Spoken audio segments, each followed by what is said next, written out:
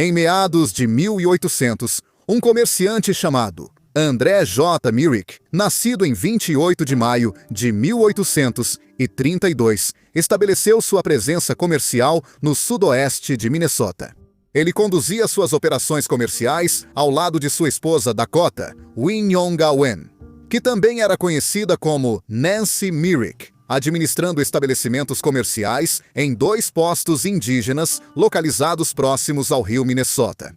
Sua clientela principal era composta pelo povo Dakota, que naquela época era geralmente conhecido como Sioux.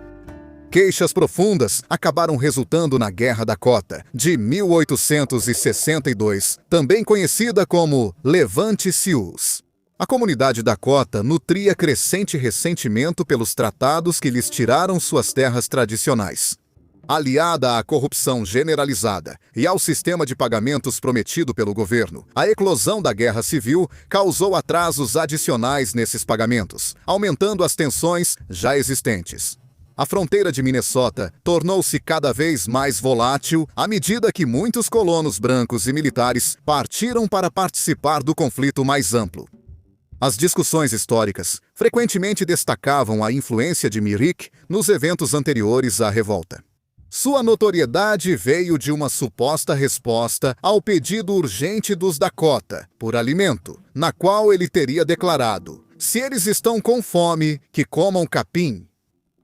Essa declaração, percebida como insensível, supostamente enfureceu a liderança Dakota, especialmente Pequeno Corvo. Historiadores destacaram esse suposto comentário como um catalisador crucial, observando seu papel em amplificar o descontentamento já existente de Pequeno Corvo.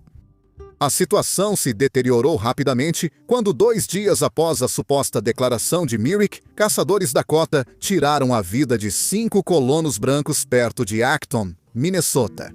Após um intenso conselho durante a noite, Pequeno Corvo optou por uma ação militar. O ataque inicial ocorreu em 18 de agosto de 1862, tendo como alvo a agência inferior no que mais tarde se tornaria Redwood Falls, inaugurando um conflito sangrento que resultou em inúmeras vítimas entre ambas as populações. Embora os historiadores tradicionalmente apresentassem as palavras de Myrick como o catalisador do conflito, análises posteriores revelaram possíveis discrepâncias nessa interpretação. Surgiram dúvidas quanto ao momento e local exatos do suposto comentário, com poucas evidências concretas, situando a troca de palavras na agência inferior imediatamente antes do início das hostilidades. Além de sua ligação com esses eventos, Myrick permaneceu relativamente desconhecido, assim como seu irmão Nathan. Ele administrava estabelecimentos comerciais em ambas as agências, concedendo crédito aos Dakota e recuperando os pagamentos a partir das anuidades distribuídas pelo governo. Comerciantes como os Myricks haviam se tornado componentes essenciais do comércio Dakota na década de 1850, facilitando trocas de itens manufaturados por peles e outros produtos. No entanto, em 1862, a comunidade Dakota havia desenvolvido uma desconfiança e raiva significativas em relação a esses comerciantes, acreditando que eles exigiam uma compensação desproporcional das anuidades por mercadorias mínimas. A situação se deteriorou no início de 1862, quando as complicações da Guerra Civil dificultaram o cumprimento das obrigações financeiras federais com o povo Dakota. Os atrasos nos pagamentos pelo Departamento de Assuntos Indígenas, combinados com a escassez de alimentos, criaram condições desesperadoras na agência superior, próxima a Yellow Medicine. Os membros da Sociedade Militar Dakota decidiram bloquear os pagamentos aos comerciantes. As tensões atingiram o auge em 4 de agosto, quando guerreiros Dakota saquearam um armazém do governo.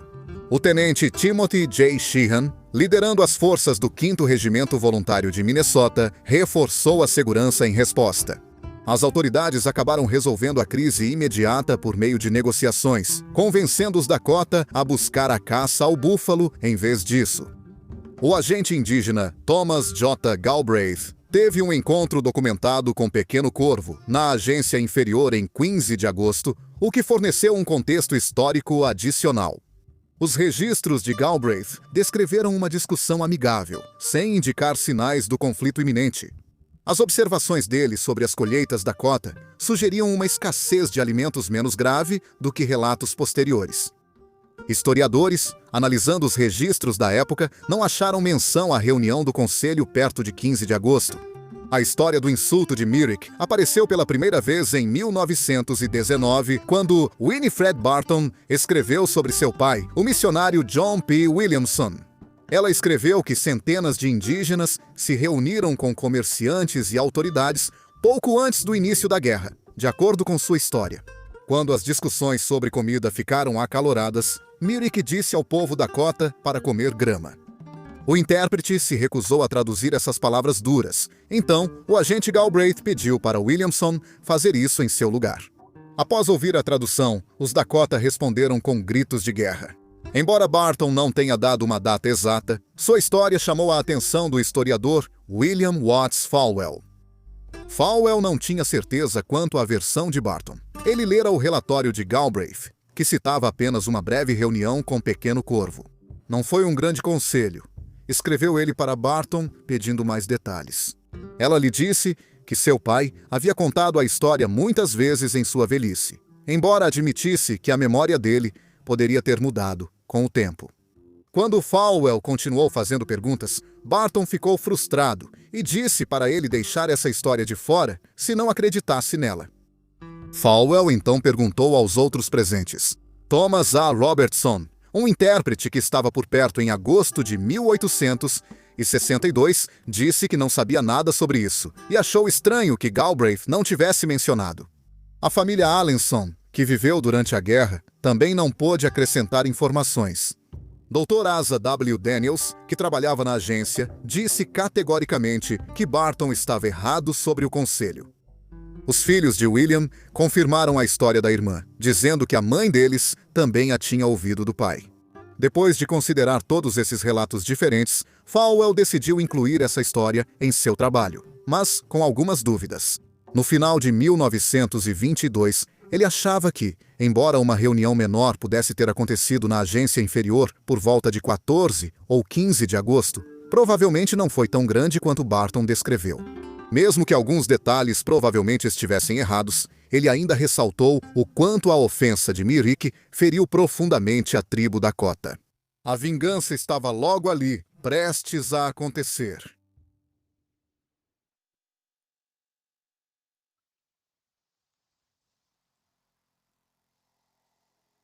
Dois homens brancos presentes relataram versões diferentes sobre o ocorrido na agência superior. No início de agosto, o tenente Sheehan manteve um diário diário, enquanto Galbraith escreveu um relatório oficial depois. Ambos concordaram em uma coisa. Os Dakota em Yellow Medicine passavam fome, sem conseguir comida caçando, enquanto Galbraith só tinha suprimentos para trabalhadores brancos. Os comerciantes deixaram de dar crédito aos Dakota por não saberem se receberiam o pagamento do governo. Diferente dos Dakota da agência inferior, a maioria não cultivava sua própria comida. Ao chegar em 2 de julho, Sheehan foi procurado por guerreiros Dakota, que pediram comida e disseram querer evitar que comerciantes pegassem o dinheiro do governo destinado a eles. Quando chegou, Sheehan disse para eles falarem com Galbraith, que distribuiu alguns biscoitos. No dia 25 de julho, as pessoas viram homens Dakota se agachando para pegar biscoitos, mostrando seu desespero. No dia 4 de agosto, quando não veio mais comida, pessoas Dakota dos grupos Sisseton e Wapaton invadiram o armazém da agência e pegaram farinha e açúcar. Sheehan disse que cerca de 1.500 homens Dakota estavam envolvidos, embora esse número possa ter sido exagerado. Ele interrompeu o saque ameaçando disparar um canhão contra a porta. Quando a fumaça sumiu, Galbraith se escondeu em casa e Sheehan fez os Dakota aceitarem uma reunião. Eles exigiram comida, dizendo que os suprimentos no armazém pertenciam a eles, e avisaram que haveria problemas se não recebessem ajuda. Quando Sheehan contou a Galbraith, ele primeiro quis a comida de volta, mas depois concordou em distribuir alguns suprimentos no dia seguinte, só piorou a situação. Depois que Galbraith disse a Sheehan para prender os invasores, Galbraith tentou fugir com sua família, mas os Dakota o fizeram voltar. Os Dakota desmontaram as tendas e pareciam prontos para a guerra. Então Galbraith disse a Sheehan para prender Peter Quinn, o tradutor do exército, achando que Quinn tinha ajudado no ataque. Outros disseram que isso não era verdade. Perdendo o controle, Sheehan enviou Quinn ao Fort Ridgely em busca de ajuda. Galbraith então pediu ajuda ao missionário Stephen Return Riggs, que conhecia bem os Dakota. Riggs conversou com os líderes Dakota e realizou várias reuniões para acalmar a situação. Galbraith estava lá, e provavelmente alguns comerciantes também, mas Sheehan ficou no armazém. No dia 6 de agosto, o capitão John Marsh veio de Fort Ridgely com mais soldados. Ele disse a Galbraith para dar cobertores e suprimentos aos Dakota. Sheehan disse: Marsh até ameaçou prender os comerciantes se eles estivessem causando problemas com os nativos. Após mais reuniões em 7 e 8 de agosto, eles abriram os armazéns e a maioria dos Dakota, então, partiu para caçar búfalos. Em 11 de agosto, eles já tinham passado pelo lago Big Stone, e as pessoas pararam de se preocupar com a guerra. Galbraith iniciou o recrutamento para a unidade da Guerra Civil Renville Rangers. E ele deixou Yellow Medicine em 13 de agosto e viu Pequeno Corvo na agência inferior 2 dias depois.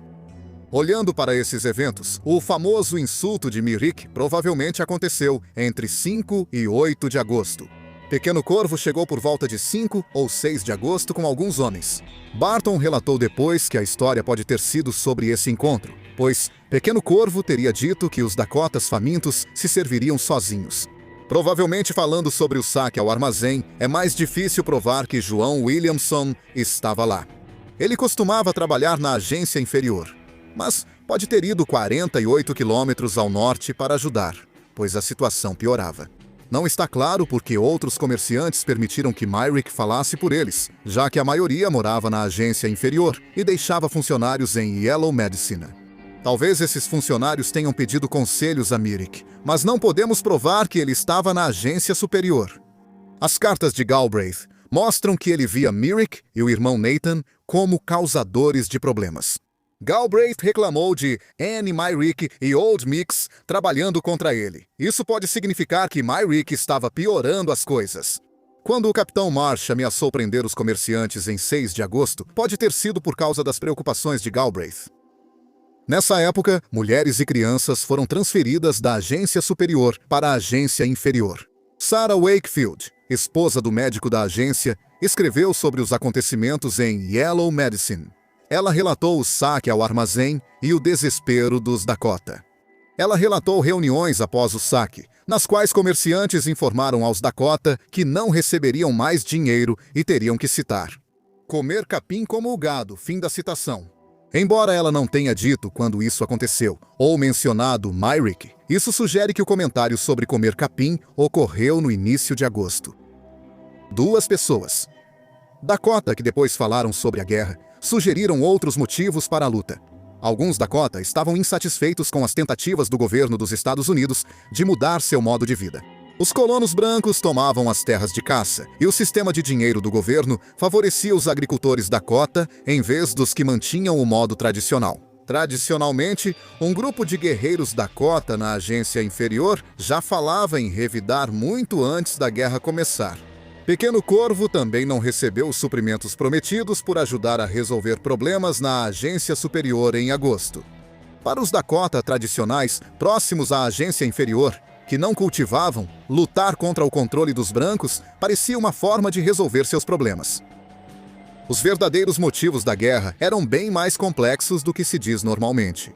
Focar demais no insulto de Myrick levou a uma visão muito simplista da guerra, que ignora os problemas maiores na sociedade Dakota em 1862. Para entender o ocorrido, historiadores devem analisar melhor os diversos grupos Dakota e o impacto dos programas do governo em suas vidas. Apesar do comentário de Myrick sobre comam capim, talvez não tenha sido o real início da guerra. Ele captura perfeitamente a arrogância e o erro mortal de cálculo que muitos comerciantes brancos cometeram ao lidar com os povos indígenas.